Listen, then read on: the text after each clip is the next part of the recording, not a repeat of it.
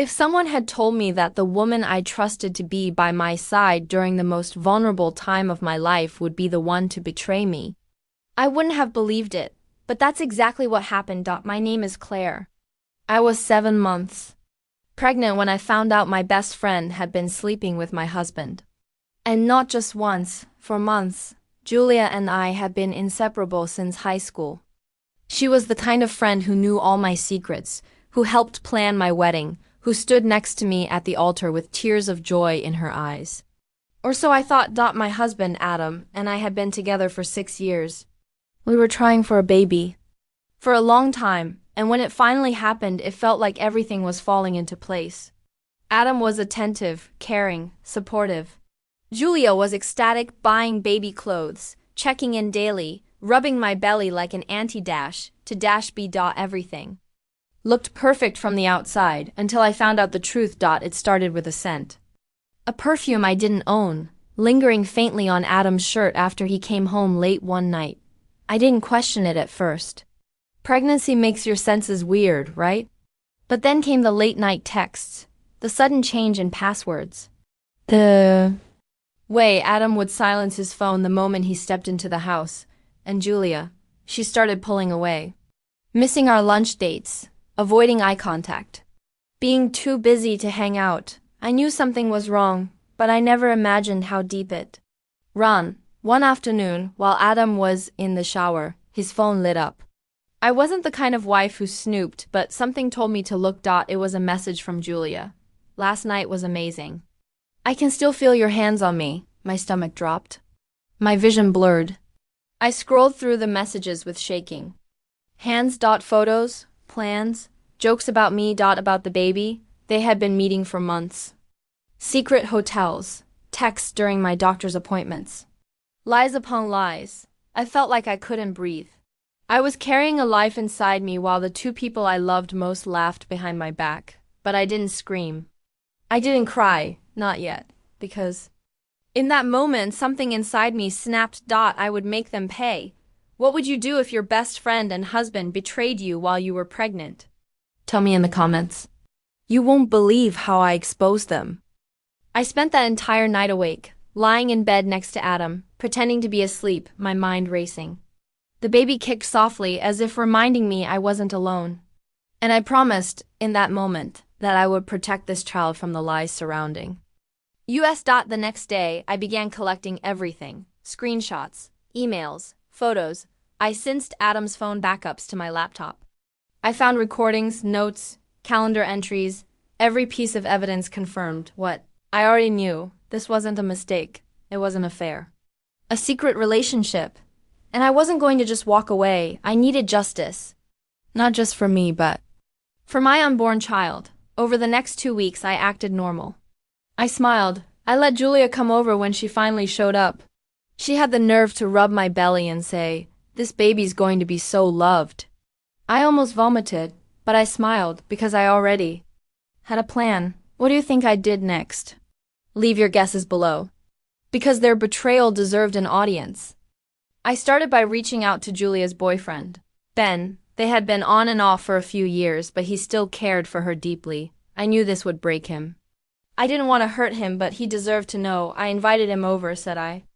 Needed help with baby furniture. When he arrived, I handed him a folder. You should see this before anyone else does, I said. He opened it slowly.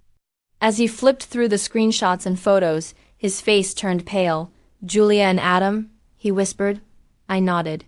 For months, he sat in silence. Then he looked up at me and said, "What do we do?" And that's when I knew I wasn't alone. We started planning together. 2 betrayed people. 2 broken hearts. One perfect plan, and the opportunity came sooner than I expected. My baby shower, hosted by Julia. It was almost poetic. She had planned the entire thing. The guest list, the decorations, the games. She stood next to me, glowing, as if she hadn't stolen everything from me. The house was filled with friends and family, balloons, food, gifts, smiles, until I stood up and cleared my throat. Can I say a few words? Everyone turned to me. I want to thank everyone for being here, I began. And I especially want to thank my husband Adam and my best friend Julia for their honesty, A few nervous chuckles. I continued. It takes a lot of courage to lie to someone who trusts you.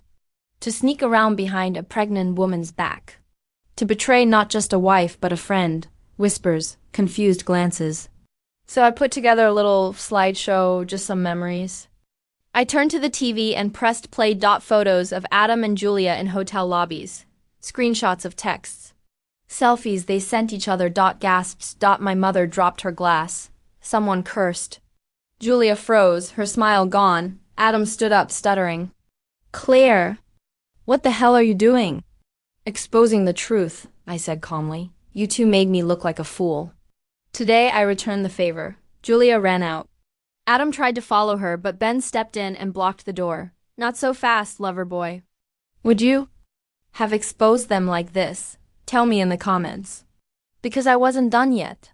The aftermath was immediate. Julia lost everything. Her reputation, her job. She was a kindergarten teacher. Parents didn't want a liar around their kids. Her boyfriend? Gone. Her friends? Ashamed. Her own family stopped speaking to her. Adam tried to salvage things. Claimed it was a mistake. That he still loved me. That we could fix it for the baby. I laughed in his face. I filed for divorce the next morning. He moved in with a friend. Then with his mother. Then nowhere.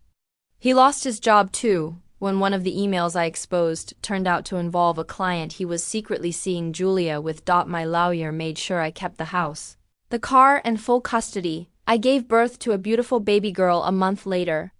And when I held her, I promised her that she would never have to grow up watching her mother be disrespected. We were free. Would you have forgiven him? Would you have let her back into your life? Tell me below. It's been over a year now. My daughter is the light of my life. She has my eyes and the strongest little personality you can imagine. I went back to work, found support in places I never expected, and reconnected with people who lifted me up. Julia tried to reach out once, sending a letter. I burned it without reading. Adam tried too. I blocked his number. Their punishment wasn't just the exposure. It was losing the right to ever be near me or my daughter again. And me. I'm stronger, calmer, wiser, and free. Sometimes I lie awake at night holding my daughter, thinking about everything we survived. I wonder how much of that pain she might have sensed inside me while I was still carrying her. The stress, the heartbreak, the silence. But when I see her smile, I realize something powerful. She saved me. She gave me the strength to face the truth, to fight back, to walk away from what didn't serve me anymore. In a way, she was the beginning of my new life. I've stopped asking why it happened. I don't care about their reasons. I care about the woman I became because of it. I've built something better for her and for myself. And if you're listening to this right now, going through something similar, just know you don't have to break. You can rise quietly, powerfully, fully. Because sometimes the biggest revenge is simply choosing peace and never looking back. If you've ever rebuilt your life after betrayal, share your story in the comments. And don't forget to subscribe for more real stories that prove, sometimes, the best revenge is becoming the mother your child deserves.